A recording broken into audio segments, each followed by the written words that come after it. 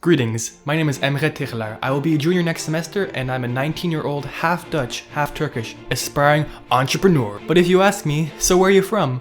I wouldn't be able to answer you. With my parents working in the oil industry, I never stayed in one place for too long, let alone never even having lived in either the Netherlands or Turkey. However, nothing compares to the 4 years I spent at an American international school in Cairo, Egypt. Luckily, I had the opportunity to live with the locals versus living in a guarded compound, which was just a lot of fun and gave me a world perspective. I biked to school every day through the amazing Egyptian traffic.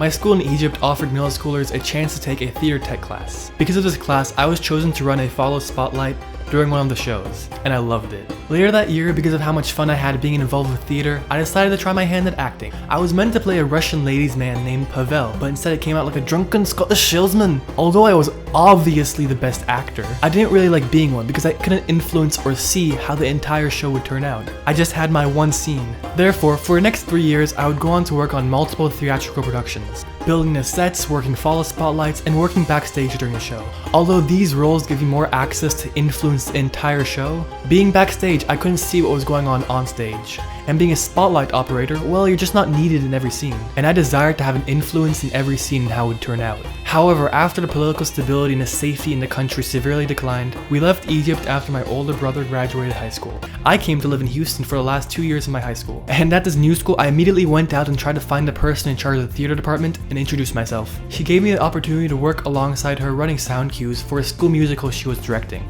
She would supervise me while running the lights herself. However, to my luck, the school had just updated their lighting board, which really frustrated the director because the lights would not respond to the board. I immediately found a manual for a lighting board online, and overnight I learned the ins and outs. The next rehearsal, I helped her out with the issues she was facing, and was there to help her during the show. I became her go-to lighting technician, whom she could rely upon to run the lights for every show. Word spread, and eventually the choir director for my school reached out to me to run lights for his choir shows. I loved it. I could now see what was going on with the performers on stage, have an influence on how every scene would turn out, and also communicate to the backstage people with my really cool walkie-talkie.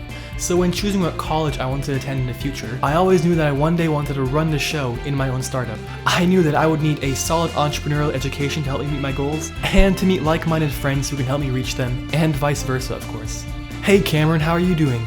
I know, she is growing up so fast. So how's everything going with Miles Incorporated? Oh, you need someone to run the lights for your product release. Well, I know just the guy.